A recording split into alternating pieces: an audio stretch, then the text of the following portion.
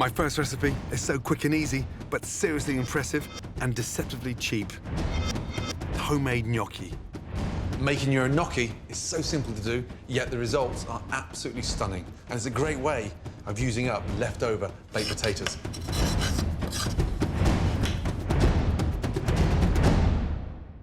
You can make gnocchi just with flour and eggs. However, the potato gives it that nice, light, sort of creamy, fluffy texture. Just cut them in half.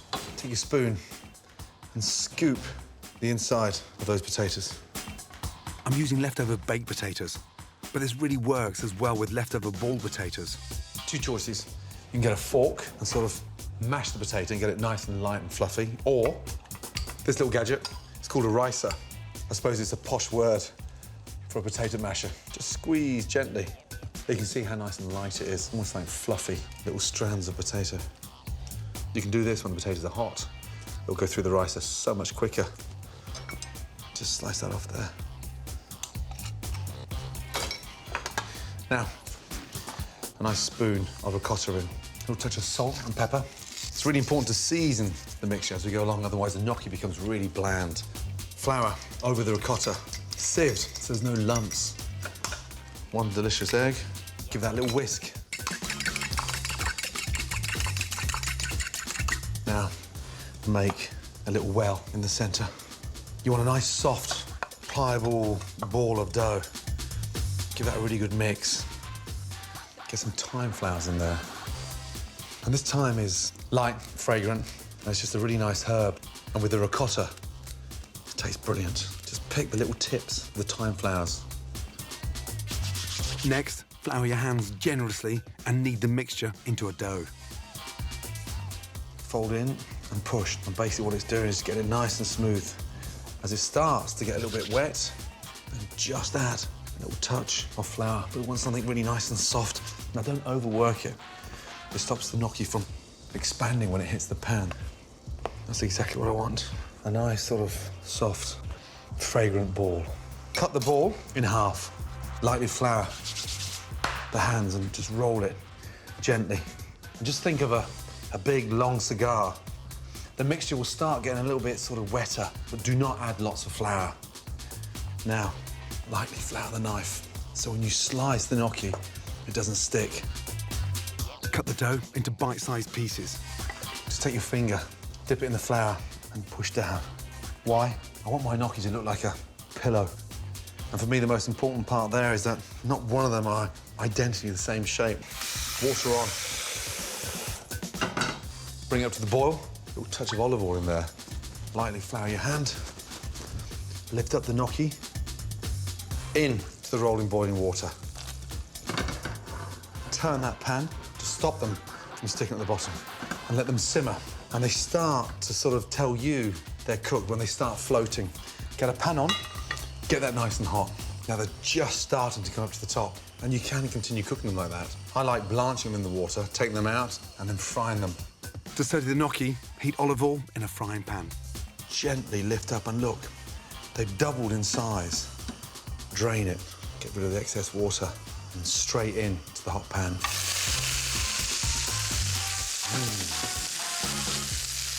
This is where they start to take on a completely different texture. Nice, crisp, sautéed texture on the outside. Gnocchi loves fresh pepper, so pepper in. And you'll see, as I start turning them, got this really nice little sort of brown colour.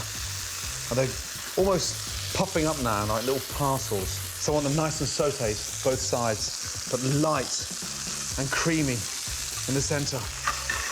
Fresh garden peas in. And the butter gives it that really nice sort of beurre noisette flavour on the end. Beautiful. Put a little bit of fresh thyme over the peas. And then finally, I want to lift it up. Fresh lemon.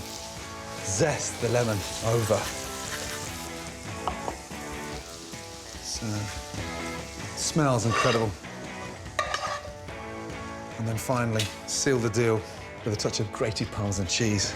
Give your veg some attitude, and you'll get amazingly elegant dishes on a budget that are always guaranteed to impress. What more do you want from great cooking? Cheap to make, easy to cook, and absolutely stunning. I absolutely love baking bread. There's something really satisfying about doing it. And this focaccia recipe is very hands-on, but the end result is something really, really tasty. First off, start with the dough. Tip 500 grams of strong bread flour into a mixing bowl and add 20 grams of semolina. That gives the focaccia its sort of rustic charm. Now, there's one thing focaccia needs, it's really good seasoning.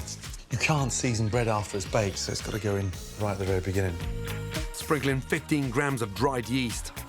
Take some warm water and then 50 mils of olive oil. Top up that water. That gives it this really nice, silky, rich texture. Make a little well. Mix up that yeast, water, and oil in. Start off with the fingers. Keep your fingers nice and open. It's like a little sort of whisk going in there. I'm looking for a really nice sort of relaxed dough. Now, that's just starting to come together. Touch more water. With the oil in there, give it a little swirl. And in again. The secret is to sort of knead it gently. Don't overwork it. It's a sort of easy bread to make. A nice one to start off with when you're making bread for the first time. Basically, kneading means just knit it together. Just hanging. Lightly flour your board. And let's just knead that focaccia into a nice, smooth dough. Make sure you don't over-add too much flour, otherwise it sort of dries out the dough. Something quite magical about making bread. You can switch off and lose yourself. My first job for a 3 Michelin-star establishment was a baker. I was 22 years of age and I used to start at midnight. I was under such a tight schedule. 1 o'clock white bread done, 2 o'clock brown bread, 3 o'clock sourdough, 4 o'clock cheese bread, 5 o'clock prove, bake, 6 o'clock crack them open and taste. It was amazing. Beautiful. Look at that. Looks stunning. It hasn't even risen yet. Leave your dough to rise in a warm place till it's doubled in size. We call this proving. Look at that. Beautiful. A lot of chefs sort of knead it for the second time, but I'm looking for a really nice, light, aerated focaccia. Take a tray, touch of olive oil in there. Season it at the bottom. Really important. That's the exciting thing about a focaccia. You've got that really nice sort of salty top and salty bottom. And just with a touch of olive oil on your hands, gently push that in and almost massage it into the corners. It's possible to put sort of olives and tomatoes and garlic through the dough, but it never really allows the dough to sort of aerate properly when you put so much ingredients in. I'm going to stick mine on top. Use your finger and sort of just push them in. Some salt on top, some pepper on top as well. I want some nice, fresh, amazing rosemary. Just hold the stalk and just pull off, and then just sprinkle down. Generous on the rosemary. Really important to have that nice fragrance on top of the focaccia. Finish it off before it goes in with a little drizzle of olive oil. So it almost sinks in those little pockets of flavour, olive, tomato, rosemary, and olive oil into the oven. Bake your focaccia at 200 degrees for 30 to 35 minutes. Beautiful. Smells delicious. Beautiful. You can hear how crispy that is. You can't beat a nice, warm, fresh slice of home-cooked focaccia. It's rustic, charming, and it's the perfect way to start baking, making homemade focaccia. It's so addictive.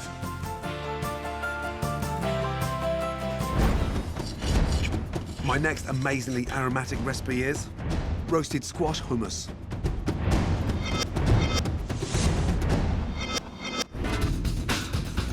Start with my take on Ras Al Hanout, a classic Moroccan spice blend.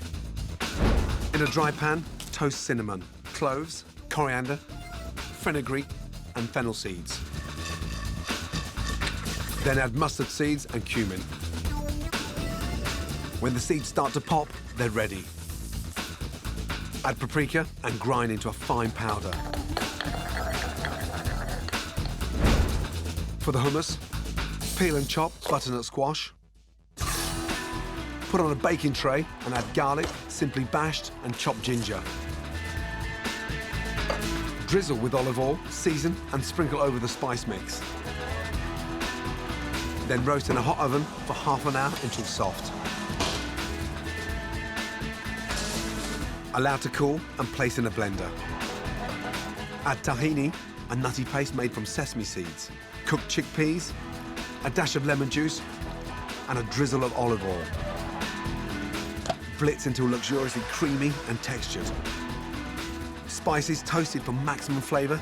Amazing roasted squash hummus. My next recipe takes the humble pancake to a whole new level of flavour and excitement. Soft, fiery, and irresistible. Spicy pancakes.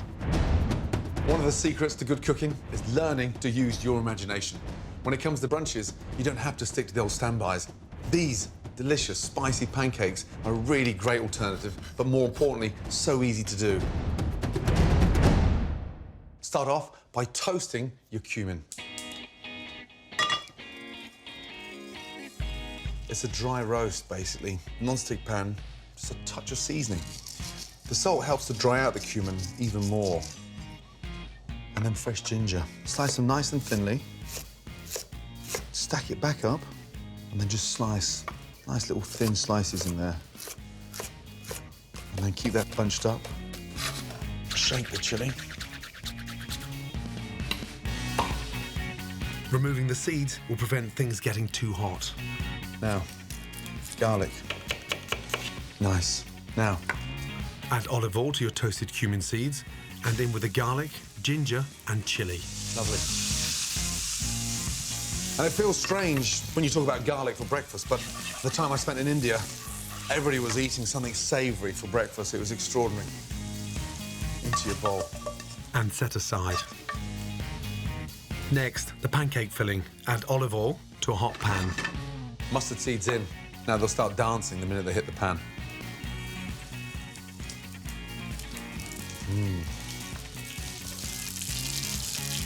Then finely slice an onion. Onions in.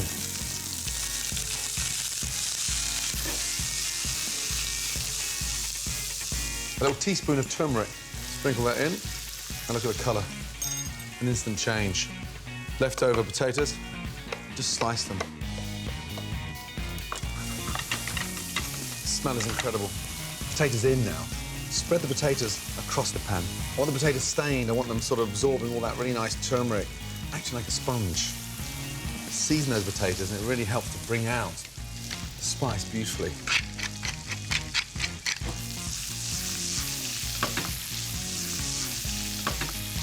They're ready. Turn off the gas and let them sit there and absorb all those flavours. Back to the pancake batter. Add plain flour to your cooled garlic, chili, ginger, and cumin seeds. Touch of salt and pepper. Nothing worse than the bland pancake. 1 whole egg, milk. Hold the jug with one hand and whisk with the other. The secret is to get that really nice, smooth paste, but whisking that egg first. That brings it together, and then your milk in. Don't put all the milk in, because then you're going to get a lumpy pancake mix. And if you put less milk in, it really helps it not going lumpy. Look at that. Milk in. And the secret for me is to have a nice thin mix. Now, just a little teaspoon of oil. That helps to bring a nice crispy edge to the mixture. Now, just taste. That's the texture. Pan on. The larger the pan, the better. It helps to create a nice, thin, even surface. I want that mix going all the way around the pan. Before you put the mixture into the pan, make sure you give your pancake mix a really nice stir. Pan is nice and hot. Turn down the gas. A touch of olive oil in. Get that nice. Whisk with one hand. Pan to the mix. In. 1.5 ladles. and then roll it around. So it's really nice and thin. I want to see the ginger, the garlic. That's what I'm looking for. In there. Now back onto the heat. It only starts to remove from the bottom of the pan and lifts itself up once it's cooked. These little bubbles confirm that it's just starting to lift off the pan. A little shake, that releases it. And then just shake it to the end. And toss. If you haven't got the confidence of tossing, then use a spatula and turn it over. Now, that's exactly what I want, that nice sort of crisp edge around the side. The colour on the pancake is so important. Now, roll it round and just let it slide out beautifully.